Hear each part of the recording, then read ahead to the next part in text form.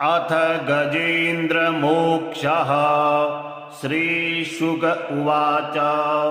एवं व्यवसितो बुद्ध्या समाधाय मनोहृदि जजाप परमं जाप्यं प्राक्जन्मन्युशिक्षितम्। गजेन्द्र उवाच। ॐ नमो भगवते तस्मै यत्तेतच्चिदात्मकम् पुरुषायादिबीजाय परेशायाभिधीमहि। यस्मिन्निदं यतश्चेदं येनेदं य इदं स्वयं योऽस्मात् परमाश्च परस्तं प्रपद्ये स्वयंभुवम्। यस्वात्मनीदं निजमायार्पितं क्वचिद्विभातं क्वच तत्तिरोहितम्। अविद्रदृक्साक्षुभयं तदीक्षते स आत्ममूलोऽवतु मां परात्परः। कालेन पञ्चत्वमिति कृतस्नो लोकेषु पालेषु च सर्वहेतुषु। तमस्तदासीद् गहनं गभीरं यस्तस्य पारेभिर्विराजते विभु। न यस्य देवा ऋषयः पदं विदुर्जन्तुः पुनः कोऽर्हति गन्तुमीरुतम्। यथा नटस्याकृतिभिर्विचेष्टतो दुरत्ययानुक्रमणः समावतु। दिदृक्षवो यस्य पदं सुमङ्गलं विमुक्तसङ्गा मुनयः सुसाधवः। चरन्त लोकव्रतमव्रणं वने भूतात्मभूतासुहृदा समे गतिः। न विद्यते यस्य च जन्म कर्म वा न नाम रूपे गुणदोष एव वा। तथापि लोकाप्ययसम्भवाय यः स्वमाययातान्युकालमृच्छति तस्मै नमः परेशाय ब्रह्मणेऽनन्तशक्तये। अरूपायोरुरूपाय नमः आश्चर्यकर्मणे। नमः आत्मप्रदीपाय साक्षिणे परमात्मने। नमो गिराम्बिदूराय मनसश्चेतसामपि सत्त्वेन प्रतिलभ्याय नैषकर्मेण विपश्चिता। नमः कैवल्यनाथाय निर्वाणसुखसंविदे। नमः शान्ताय घोराय मूढाय गुणधर्मिणे। निर्विशेषाय साम्याय नमो ज्ञानघनाय च। क्षेत्रज्ञाय नमस्तुभ्यं सर्वाध्यक्षाय साक्षिणे। पुरुषायात्ममूलाय मूलप्रकृतये नमः। सर्वेन्द्रियगुणद्रष्टे सर्वप्रत्ययहेतवे। असदाच्छाय योक्ताय सदाभासाय ते नमः। नमो नमस्तेऽखिलकारणाय निष्कारणायाद्भुतकारणाय सर्वागमाम्नाय महार्णवाय। नमोपवर्गाय परायणाय गुणारचिन्नाचिद्दुष्पपाय तक्षोभविस्फूर्जितमानसाय। नैष्कर्म्यभावेन विवर्जितागम स्वयं प्रकाशाय नमस्करोमि। माद्रिक्प्रपन्नपशुपाशविमोक्षणाय मुक्ताय भूरि करुणाय नमोलयाय। स्वांसेन सर्वतनुभृन्मनसि प्रतीत प्रद्यग्दृशे भगवते बृहते नमस्ते। आत्मात्मजातगृहवित्तजनेषु शक्ते दुष्प्राणप्रणाय गुणसङ्गविवर्जिताय। मुक्तात्मभिः स्वहृदये परिभाविताय ज्ञानात्मने भगवते नमः ईश्वराय। यं धर्मकामार्थविमुक्तकामा भजन्त इष्टां गतिमाप्नुवन्ति। किं त्वाशिशोरात्यपि देहमव्ययम् करोतु मे दद्भृदयो विमोक्षणम्। एकान्तिनो यस्य न कञ्चनार्थं वाञ्छन्ति ये वै भगवत्प्रपन्ना। अत्यद्भुतं तचरितं सुमङ्गलं गायन्त आनन्दसमुद्रमग्ना। तमक्षरं ब्रह्म परं परेशामव्यक्तमाध्यात्मिकयोगगम्यम्। अतीन्द्रियं सूक्ष्मविवातिदूरमनन्तमाद्यं परिपूर्णमीडे। यस्य ब्रह्मादयो देवा वेदालोकश्चराचरा। नामरूपविभेदेन फलज्ञा च कलया कृता।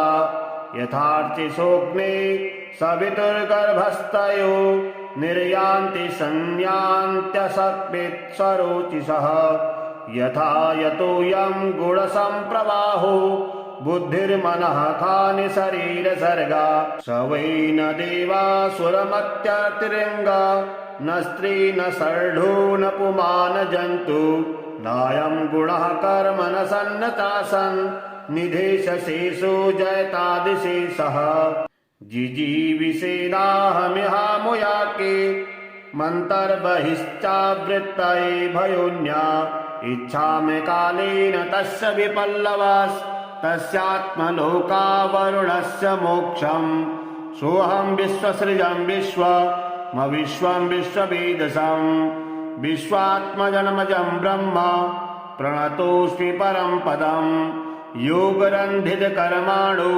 हृदि योगविभावृते योगिनो यं प्रपश्यन्ति योगेशं तन्नतोऽस्म्यहम् नमो नमस्तुभ्यमसह्यवेग शक्तित्रयायाखिलधिगुणाय प्रपन्नपालाय दुरन्तशक्तये कदीन्द्रियाणाममनवाप्यवर्त्मने नायं वेद स्वमात्मानं यच्छक्त्याहं विधाहतं तं दुरत्यमाहात्म्यं भगवन्तमितोऽस्म्यहम् श्रीशुक उवाच एवं गजेन्द्रमुपवर्णितनिर्विशेषं ब्रह्मादयो विविधलिङ्गविधाभिमाना नैते यदुपसृशपुर्निखिलात्मकत्वात् तत्राखिलामरमयो हरिराविरासीत् तं तद्वतार्थमुपलभ्य जगन्निवास स्तोत्रं निसम्मदिग्विजयेशः सन्तु वद्भिः छन्दोमयेन गरुडेन समुह्यमानश्चक्रायुधो मदासु यतो गजेन्द्रः सोऽन्तः सरिष्यरुबलेन गृहीत आर्तो दृष्ट्वा गुरुत्तमतिहरिं तख उपात चक्रम् उच्छित्त साम्बुजकरं गिरिमाः पृच्छत्सा नारायणाखिल गुरु भगवन्नमस्ते तं वीक्ष्य पीडितमजः सहसावतीर्य ग्राहमाशु सरसः कृपयोज्जहार ग्राहाद्विपाटितमुखादरिणा गजेन्द्रम् सम्पश्यतां हरिरमुमुच दुस्त्रियाणाम् श्रीशुक उवाच एवं व्यवसितो बुद्ध्या समाधाय मनोहृदि जजाप परमं जाप्यं प्राकजन्मन्युशिक्षितं गजेन्द्र उवाच ॐ नमो भगवते तस्मै यत्एतच्चिदात्मकं पुरुषायादिबीजाय परेशायाभिधीमहि यस्मिन्निदं यतश्चेदं येनेदं य इदं स्वयं योऽस्मात् परमाश्च परस्तं प्रपद्ये स्वयंभुवम् यस्वात्मनीदं निजमायार्पितं क्वचिद्विभातं क्वच तत्तिरोहितम् अविद्रदृक्षाक्षुभयं तदीक्षते स आत्ममूलोऽवतु मां परात्परः कालेन पञ्चत्वमिति कृतस्नो लोकेषु पालेषु च सर्वहेतुषु तमस्तदासीद् गहनं गभीरं यस्तस्य पारेभिर्विराजते विभु न यस्य देवा ऋषयः पदं विदुर् जन्तुः पुनः कोऽर्हति गन्तुमीरुतम् यथा नटस्याकृतिभिर्विचेष्टतो दुरत्ययानुक्रमणः समावतु दिदृक्षवो यस्य पदं सुमङ्गलं विमुक्तसङ्गा मुनयः सुसाधवः चरन्तलोकव्रतमव्रणं वने भूतात्मभूतासुहृदा समे गतिः न विद्यते यस्य च जन्म कर्म वा न नाम रूपे गुणदोष एव वा तथापि लोकाप्ययसम्भवाय यः स्वमाययातान्युकालमृच्छति तस्मै नमः परेशाय ब्रह्मणेऽनन्तशक्तये अरूपायोरुरूपाय नमः आश्चर्यकर्मणे नमः आत्मप्रदीपाय साक्षिणे परमात्मने नमो गिरां विदूराय मनसश्चेतसामपि सत्त्वेन प्रतिलभ्याय नैषकर्मेण विपश्चिता। नमः कैवल्यनाथाय निर्वाणसुखसंविदे। नमः शान्ताय घोराय मूढाय गुणधर्मिणे। निर्विशेषाय साम्याय नमो ज्ञानघनाय च। क्षेत्रज्ञाय नमस्तुभ्यं सर्वाध्यक्षाय साक्षिणे। पुरुषायात्ममूलाय मूलप्रकृतये नमः। सर्वेन्द्रियगुणद्रष्टे सर्वप्रत्ययहेतवे। असदाच्छाय योक्ताय सदाभासाय ते नमः। नमो नमस्तेऽखिलकारणाय निष्कारणायाद्भुतकारणाय सर्वागमाम्नाय महार्णवाय। नमोपवर्गाय परायणाय गुणारचिन्नाचिद्दुष्पपाय तक्षोभविस्फूर्जितमानसाय नैष्कर्म्यभावेन विवर्जितागम स्वयं प्रकाशाय नमस्करोमि। माद्रिक्प्रपन्नपशुपाशविमोक्षणाय मुक्ताय भूरि करुणाय नमोलयाय। स्वांसेन सर्वतनुभृन्मनसि प्रतीत प्रद्यग्दृशे भगवते बृहते नमस्ते। आत्मात्मजातगृहवित्तजनेषु शक्ते दुष्प्राणप्रणाय गुणसङ्गविवर्जिताय मुक्तात्मभिः स्वहृदये परिभाविताय ज्ञानात्मने भगवते नमः ईश्वराय। यं धर्मकामार्थविमुक्तकामा भजन्त इष्टां गतिमाप्नुवन्ति।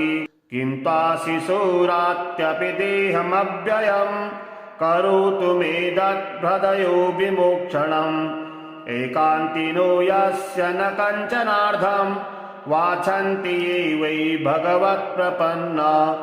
अत्यद्भुतं तचरितं सुमङ्गलं गायन्त आनन्दसमुद्रमग्ना। तमक्षरं ब्रह्म परं परेशामव्यक्तमाध्यात्मिकयोगगम्यम्।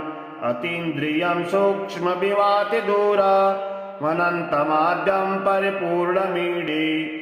यस्य ब्रह्मादयो देवा वेदालोकश्चराचरा। नामरूपविभेदेन फलज्ञा च कलया कृता। यथार्चिसोऽग्ने सवितुर्गर्भस्थयो निर्यान्ति संयान्त्यसकृत्स्वरोचिषः। यथा यतोऽयं गुणसम्प्रवाहो बुद्धिर्मनः खानि शरीरसर्गा। स वै न देवासुरमत्यतिरिङ्ग न स्त्री न षड्ढो न पुमान् जन्तु। नायं गुणः कर्म न सन्नतासन् निधेशशेषो जयतादिशेषः। जिजीविषेदाहमिहामुयाके मन्तर्बहिश्चावृत्तये भयोन्या। इच्छामि कालेन तस्य विपल्लवास्तस्यात्मलोकावरुणस्य मोक्षम्। सोऽहं विश्वसृजं विश्वमविश्वं विश्ववेदसं। विश्वात्मजन्मजं ब्रह्म प्रणतोऽस्मि परं पदम्। योगरन्धितकर्माणो हृदि योगविभावृते। योगिनो यं प्रपश्यन्ति योगेशं तं नतोऽस्म्यहम्। नमो नमस्तुभ्यमसह्यवेग शक्तित्रयायाखिलधिगुणाय प्रपन्नपालाय दुरन्तशक्तये। कदीन्द्रियाणाममनवाप्यवर्त्मने नायं वेद स्वमात्मानं यच्छक्त्याहं वृधाहतम्। तं दुरत्यमाहात्म्यं भगवन्तमितोऽस्म्यहम्। श्रीशुक उवाच एवं गजेन्द्रमुपवर्णितनिर्विशेषं ब्रह्मादयो विविधलिङ्गविधाभिमाना। नैते यदुपसृशपुर्निखिलात्मकत्वात् तत्राखिलामरमयो हरिराविरासीत्। तं दद्वतार्थमुपलभ्य जगन्निवास स्तोत्रं निशम्मदिग्विजयेशः सन्तु वद्भिः। छन्दोमयेन गरुडेन समूह्यमानश्चक्रायुधो मदासु यतो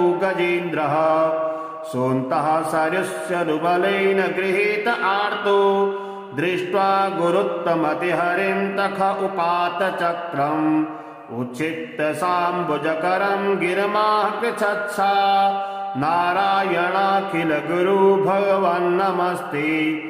तं वीक्ष्य पीडितमजः सहसावतीर्य ग्राहमासु सरसः कृपयोज्जहार ग्राहाद्विपाटितमुखादरिणा गजेन्द्रम् सम्पश्यतां हरिरमुमुच दुस्त्रियाणाम्।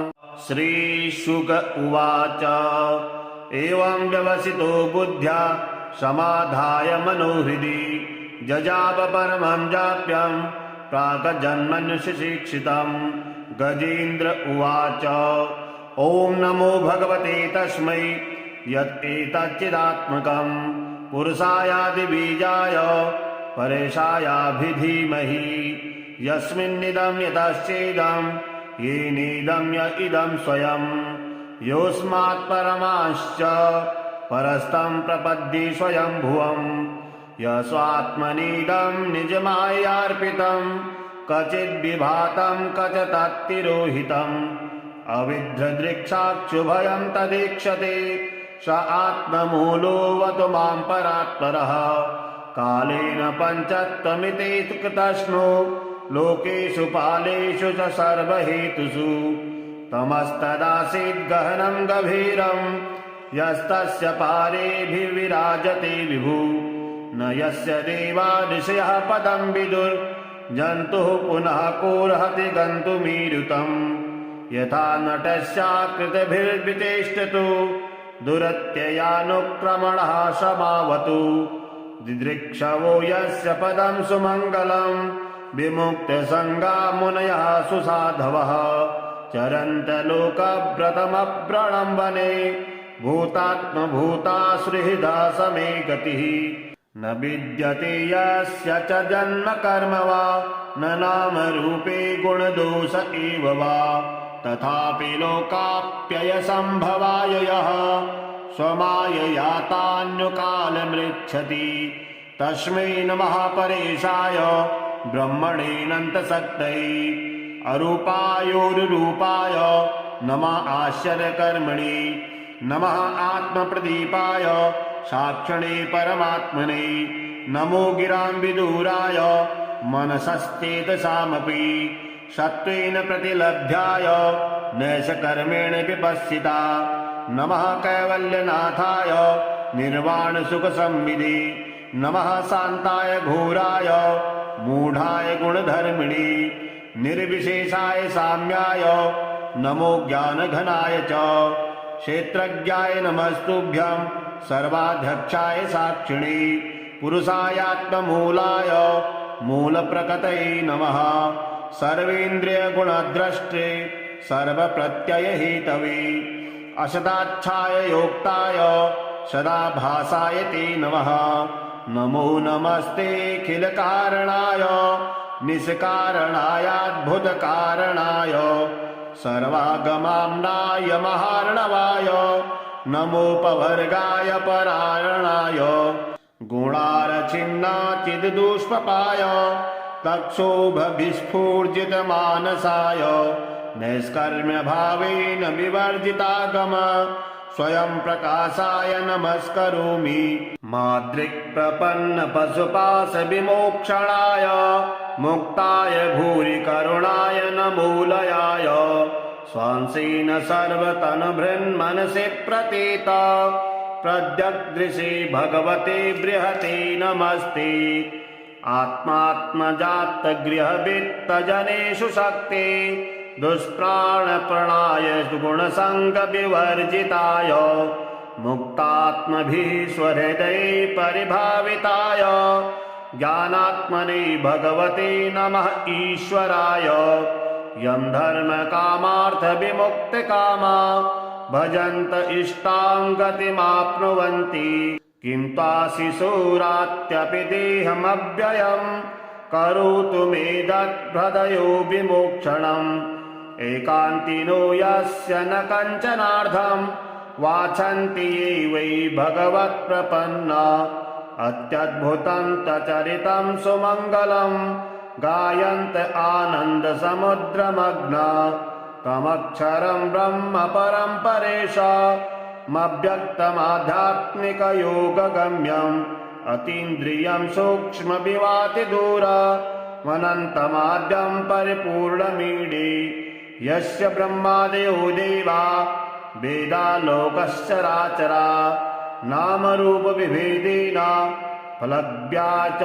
कलया कृता यथार्थे सोऽग्ने सवितुर्गर्भस्थयो निर्यान्ति संयान्त्यसक्तित्सरोचिषः यथा यतोऽयं गुणसम्प्रवाहो बुद्धिर्मनः खानि शरीरसर्गा स वै न देवासुरमत्यतिरिङ्गा न स्त्री न शर्ढो न पुमान जन्तु नायं गुणः कर्म न सन्नतासन् निधेशशेषो जयतादिशेषः जिजीविषेणाहमिहामुयाके मन्तर्बहिश्चावृत्तये भयोन्या इच्छामि कालेन तस्य विपल्लवास्तस्यात्मलोकावरुणस्य मोक्षम् सोऽहं विश्वसृजं विश्वमविश्वं विश्ववेदसं विश्वात्मजन्मजं ब्रह्म प्रणतोऽस्मि परं पदम्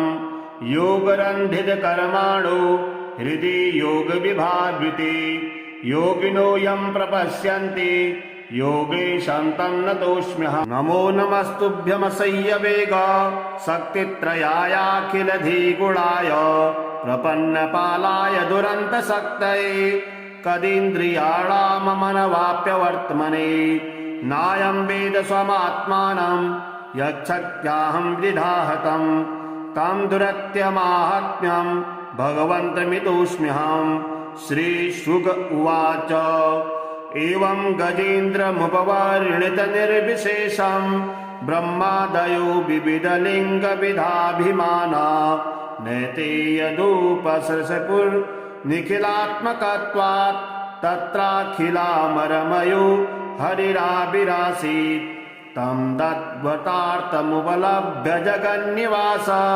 स्तोत्रं निसम्मदिग्विजयेशः सन्तु वद्भिः छन्दोमयेन गरुडेन समुह्यमानश्चक्रायुधो मदासु यतो गजेन्द्रः सोऽन्तः सरुबलेन गृहीत आर्तो दृष्ट्वा गुरुत्तमतिहरिं तख उपात चक्रम् उच्छित्य साम्बुजकरं गिरमाः कृच्छत्सा नारायणाखिल गुरु भगवन्नमस्ते तं वीक्ष्य पीडितमजः सहसावतीर्य ग्राहमाशु सरसः कृपयोज्जहार ग्राहाद्विपाटितमुखादरिणा गजेन्द्रम् सम्पश्यतां हरिरमुमुच दुस्त्रियाणाम् श्रीशुक उवाच एवं व्यवसितो बुद्ध्या समाधाय मनोहृदि जजाप परमं जाप्यं प्राकजन्मन्युशिक्षितं गजेन्द्र उवाच ॐ नमो भगवते तस्मै यत्एतच्चिदात्मकं पुरुषायादिबीजाय परेशायाभिधीमहि यस्मिन्निदं यतश्चेदं येनेदं य इदं स्वयं योऽस्मात् परमाश्च परस्तं प्रपद्ये स्वयंभुवम् यस्वात्मनीदं निजमायार्पितं क्वचिद्विभातं क्वच तत्तिरोहितम् अविद्रदृक्षाक्षुभयं तदीक्षते स आत्ममूलोऽवतु मां परात्परः कालेन पञ्चत्वमिति कृतस्नो लोकेषु पालेषु च सर्वहेतुषु तमस्तदासीद् गहनं गभीरं यस्तस्य पारेभिर्विराजते विभु न यस्य देवा ऋषयः पदं विदुर्जन्तुः पुनः कोऽर्हति गन्तुमीरुतम् यथा नटस्याकृतिभिर्विचेष्टतो दुरत्ययानुक्रमणः समावतु दिदृक्षवो यस्य पदं सुमङ्गलं विमुक्तसङ्गा मुनयः सुसाधवः चरन्तलोकव्रतमप्रणम्बने भूतात्मभूताश्रिहृदा समे गतिः न विद्यते यस्य च जन्म कर्म वा न नामरूपे गुणदोष एव वा तथापि लोकाप्ययसम्भवाय यः स्वमायया तान्यकालमृच्छति तस्मै नमः परेशाय ब्रह्मणेऽनन्तशक्तये अरूपायोरुरूपाय नमः आश्चर्यकर्मणे नमः आत्मप्रदीपाय साक्षिणे परमात्मने नमो गिराम्बिदूराय मनसश्चेतसामपि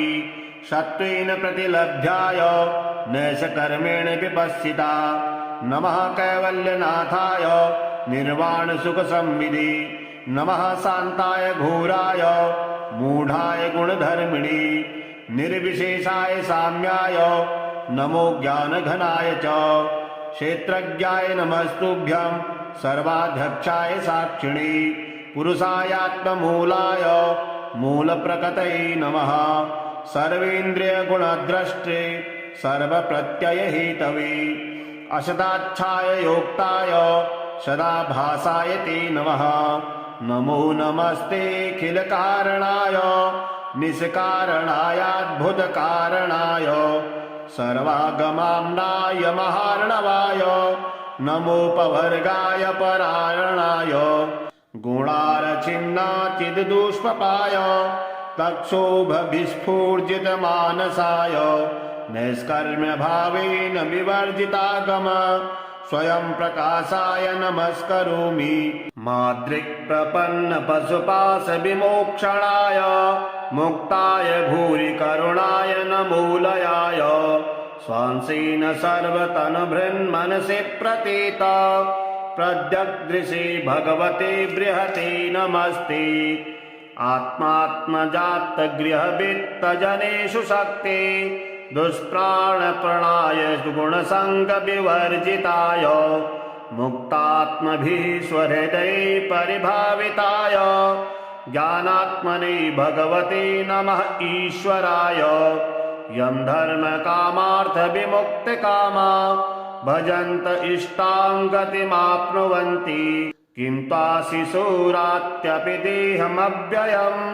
करोतु मे दत्हृदयो विमोक्षणम् एकान्तिनो यस्य न कञ्चनार्थं वाछन्ति ये वै भगवत्प्रपन्ना अत्यद्भुतं तचरितं सुमङ्गलं गायन्त आनन्दसमुद्रमग्ना तमक्षरं ब्रह्म परं परेशामव्यक्तमाध्यात्मिकयोगगम्यम् अतीन्द्रियं सूक्ष्मविवातिदूरमनन्तमाद्यं परिपूर्णमीडे यस्य ब्रह्मादयो देवा वेदालोकश्चराचरा नामरूपविभेदेन फलज्ञा च कलया कृता यथार्चिसोऽग्ने सवितुर्गर्भस्थयो निर्यान्ति संयान्त्यसक्वित्सरोचिषः यथा यतोऽयं गुणसम्प्रवाहो बुद्धिर्मनः